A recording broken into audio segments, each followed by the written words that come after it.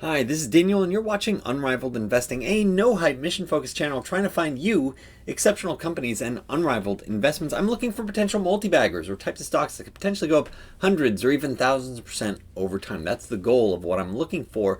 That said, so while most of my focus is usually on the fundamental analysis, looking at bottoms-up analysis, what does a company do? Are they unrivaled? Are they tapping into a big market that can mean they could grow huge 5-10x in the future? That's usually what I'm looking at. Sometimes it is worthwhile to consider the top-down perspective. What's going on at a macro level, particularly with broad price changes that could be impacting stocks on the micro level. So top-down perspective. And from this perspective, I think is broadly in investing, it's good, in my opinion, in general, to have a multi-model perspective. Look at things from multiple different perspectives. Not only this sort of fundamental investor hat, the Warren Buffett, Ben Graham hat, but also consider, maybe consider the macro perspective. And that angle, I'm trying to channel Stanley Druckenmiller. I did a separate video on Stanley Druckenmiller. He's one of the greatest hedge fund managers of all time, over 30% plus annualized for 30 years, not one single down year. And his approach was to say, hey, let's look at these macro, but he would look at the market. At least this is how he described it. He would look at the market and say, hey, this is, let's say, the S&P 500 or a broad indice. And he'd say, in that market, there are a lot of subsectors that are driving that market. What are the sectors driving that market? And what do those sectors tell you about the current investment climate? What are they telling you about risk preferences? What are they telling you about what's working and what's not working right now? And that's what I'm going to attempt to do in this video, taking sort of the top-down perspective, channeling this Stanley Druckenmiller, one of the most famous hedge fund and most successful hedge fund managers of all time, sort of saying, hey, let's look at the subsectors of the US indices to say, hey, what's actually going on, what's working, what's not working. And the first major signal that I'm seeing right now, based on this sort of pricing action, is the idea that smaller stocks have sort of been struggling over the last few months. And that does raise questions. Well, actually, why is that happening? What's actually going on here? So let's go right into that, where first of all, yes, the S&P 500 has been making new highs recently, and that's, yes, everything's fine, right?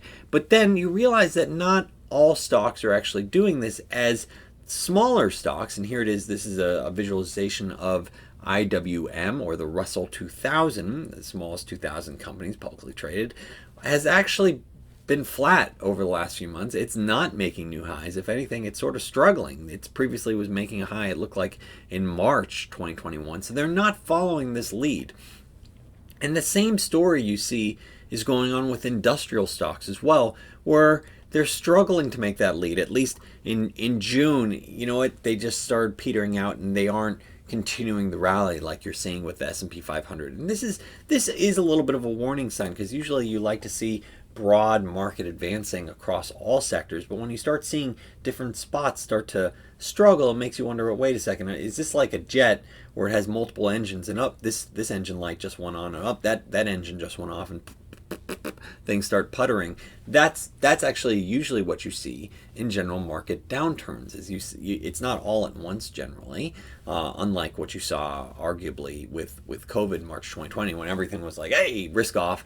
Usually you start to see the red lights turn on one at a time, of like, this is not working. What maybe transportation stocks are suggesting a turn down. Industrial stocks, you start seeing a turn down. And so this is interesting to see. Okay, smaller stocks, this more speculative stocks, maybe they're more money losing stocks, they're not catching the same bid that the big S&P 500. Industrial, so maybe that's reflecting, hey, maybe the macro, maybe this is broader concerns about QE tapering in the months ahead. Hey, the general economy is not good. This is the reason why I like doing this. Is looking at these sectors, it forces me to ask questions. What's potentially the narrative that folks are considering as we're doing this? It forces a lot of questions.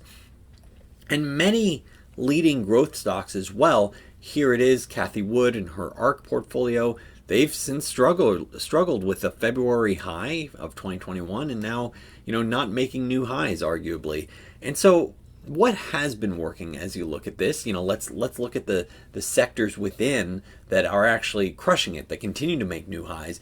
And you see that really it's mostly big tech. Big tech has been one of the big winners here, continuing to make new highs, every couple of months. And I think part of the reason why is folks are looking at companies like Facebook and Google, and in full disclosure, I own shares in Facebook and Google, and they're sort of saying, well, wait a second, these things, they're growing at very good clips, especially based on their first quarter results, which resulted in generally easier comps, and they're saying, wait a second, this company, Facebook, for example, trades at 20 to 30 times, plus it has a lot of growth. Why should I own a bunch of small, unprofitable companies that are growing at a lower clip versus just buying big tech? Yeah, you do have that regulatory risk, but as people see around the world, you do have regulatory risks, elsewhere as well. So big tech, not surprisingly, has been getting this bid as people are saying, wow, they're putting up great numbers, putting up great growth, and they're not priced, to the moon. They're priced in arguably, in many cases, reasonably valued. Now, one example of something that's just been completely beaten up is China Tech, and China Tech as measured by KWEB ETF. And I looking at this, I look at this, and I think it implies, when you see that something like this has happened, and one of the metrics that you look at, Stanley Druckenmiller and one of his friends, Paul Tudor Jones, has talked about, is they use the 200-day moving average sort of as a quick check of like, hey, is this generally favorable trend, or is this falling apart? And for example, looking at China Tech, it's actually below the moving average, suggesting, hey, this is sort of falling apart. And so they wouldn't necessarily start buying until they start seeing that a bid has come here.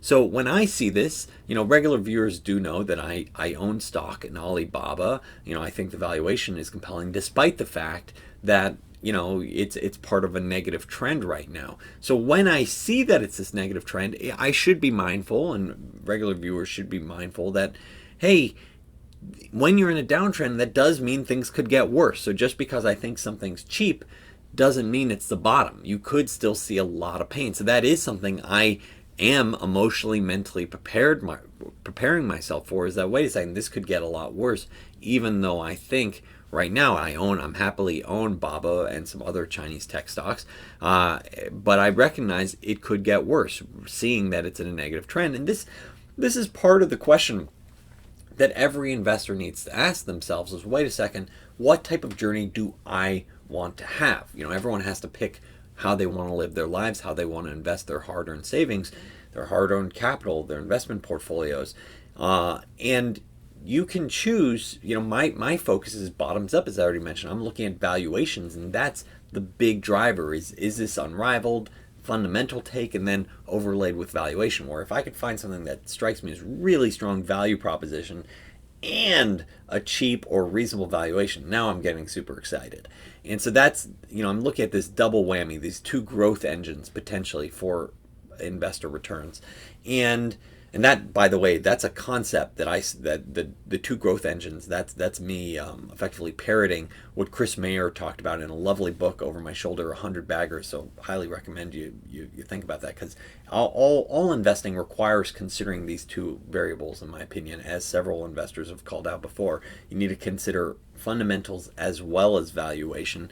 And so that's how I focus on investing. That said, I do understand several folks like Stanley Druckenmiller. Part of the reason why I think he never had a down year was constantly saying, hey, I'm going to change my mind. I'm out of these situations. I'm only going to be in things with a favorable stock chart. And that's how he played his game. It required a lot more turnover, but that was his approach. He's only looking for things that would be in a favorable trend. Or if it's in a downtrend, then he would be shorting it, for example.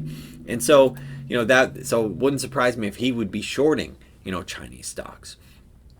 Another key element to consider is that treasuries actually had a bid over the last few months, where treasury bonds got bid up, but they are still very much in a downtrend. This is their 200-day average. You could see they effectively hit the 200-day average, but then they've been selling off recently. So this is still very much in a downtrend, even though it did get a bid over the last few months.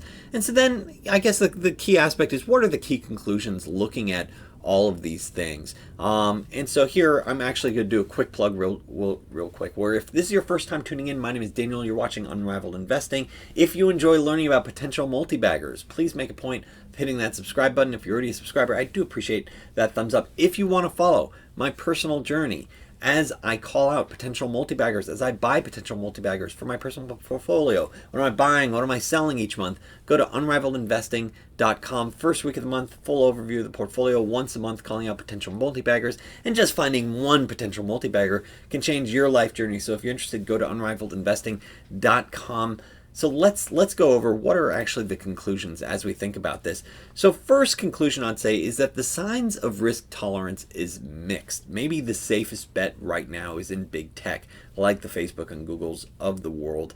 And when I say the signs of risk tolerance is mixed, I'm effectively saying, hey, investors might be saying, hey, there might be a global macro slowdown ahead, seeing that industrials haven't been rallying the same way, seeing that the small caps haven't been rallying the same way. So that is a concern. That said, this is the reason why Stanley Druckenmiller talks about how he can change his mind so quickly, is that if the pricing dynamics for industrials or small caps were to start reversing and start showing a lot of strength, then you'd be like, oh, okay, crisis averted, thesis changes based on the changing of the pricing action. So that is how he's actually talked about in the past, of looking at these sectors and how it changes his mind. So the first is, at this point there are some little red lights going on saying, hey, small stocks might come under pressure, seeing the fact that they haven't kept up.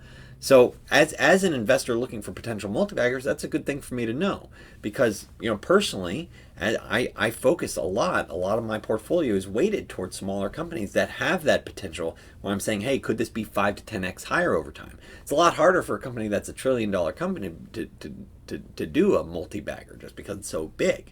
Whereas if I'm looking at a couple $100 million company, knowing that the broader framework for the Russell 2000 shows that people are getting a little skittish about it, does mean that some of these growth stocks that are smaller stocks, they might be coming under pressure regardless of how they're doing, regardless of how their fundamentals. That's just a good thing for me to consider, understand what's going on in the general environment.